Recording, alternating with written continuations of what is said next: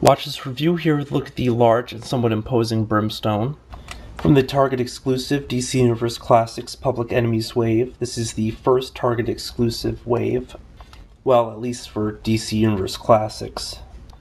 Brimstone is obviously the Collect and Connect, a 6-part figure composed from Batman, Superman, Icicle, Silver Banshee, Black Lightning, and Major Force. Icicle and Silver Banshee are seen here. He supposedly shares most of his body with Kilowog from DC Universe Classics Wave 11. I don't have that actual figure to confirm it in person, but pretty reliable sources. For people not familiar with the character, which, he was a pretty odd pick because he's a somewhat obscure character within the continuity, and then within the movie itself, he was just like one among 50 who comes out to attack Superman and Batman and just gets beaten back in like a split second. He doesn't even throw a punch. At any rate, Brimstone was supposedly created by Darkseid and sent to Earth and deployed to keep the heroes busy while some bigger plot was underway. Since then, he's made some appearances here or there, but nothing really major. He has the usual superhuman strength and endurance in addition to the ability to project flames. Personally, I was interested in him because he's a pretty awesome looking character and he's one of the larger Collect and Connects. And Brimstone is definitely an incredible figure and a boon to the Collect and Connect lineage. He maintains all of the usual articulation you'd have on the smaller figures, including a rotating wrist, which doesn't rotate all that great right now because I still have to break it in a bit more. Single joint here at the elbow, rotating bicep, shoulder joint with all the usual articulation. No articulation at the head though, it's just one solid piece. Ab/diaphragm joint. Waist joint goes a full 360 around. Standard leg that can kick forward and out to the side, but not a tremendous amount just due to the sculpt. Single joint knee. Actually no point here at the thigh. Usually you'd have a point that rotates actually around here. And a single joint here at the boot, but it does move side to side, which you don't see on that many DC Universe Classics. My only real complaints about this guy are this sort of inconsistent paint job, where it's got all these different things going on at once. You have a really dark shade up here at the upper torso, then you have translucent parts in the arms, especially right down to the fists where it's very translucent, but even the biceps here you can see through slightly. I guess the paint starts to really show when you get up to these shoulders here. Down at the legs, you'll notice that they introduce a brighter red, which is completely different from the darker red up here, so I'm just wondering why they toss so many different shades of red into this. It just looks kind of funky.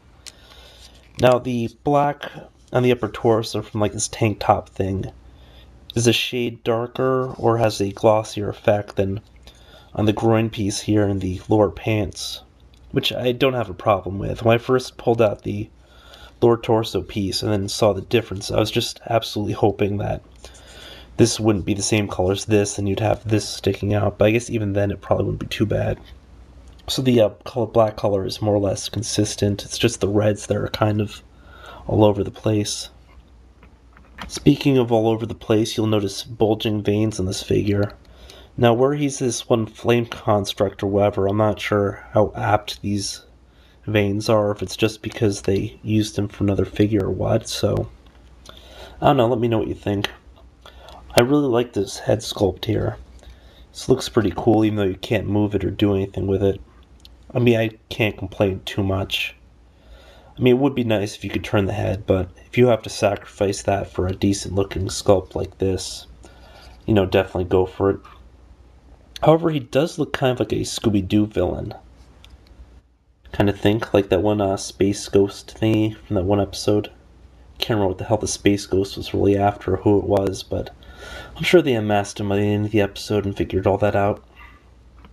Brimstone stands at a pretty massive 8.5 inches. Now, whereas I haven't unboxed my Chemo or my Imperiex yet, I don't have a ton of Collect and Connects to compare them to, but let's toss the 7-inch Calibac right next to him.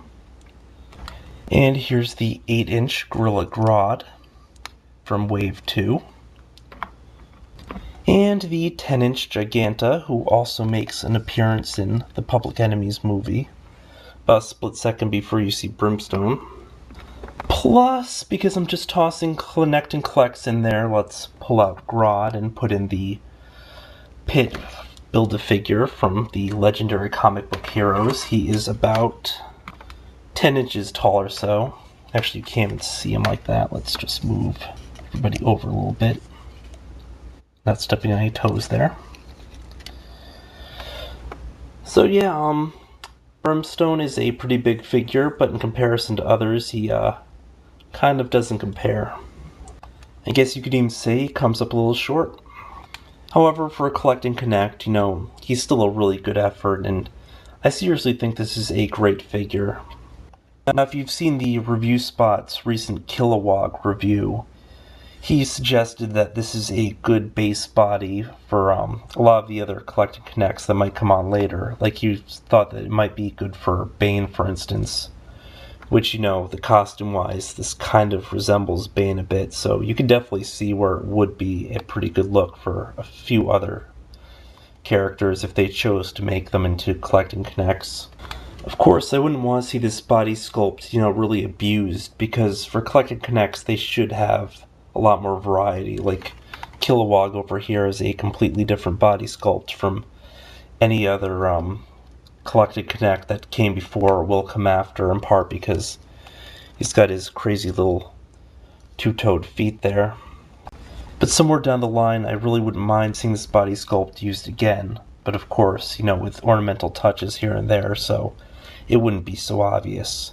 I know that the next two waves, the Darkseid wave and the Trigon wave, are using completely different body sculpts, so there's going to be some gap in between. The Darkseid I'm actually a little impressed about too, because they're including a alternate hand, which is a huge step for the DCUC Classics line, because they haven't done anything like that so far.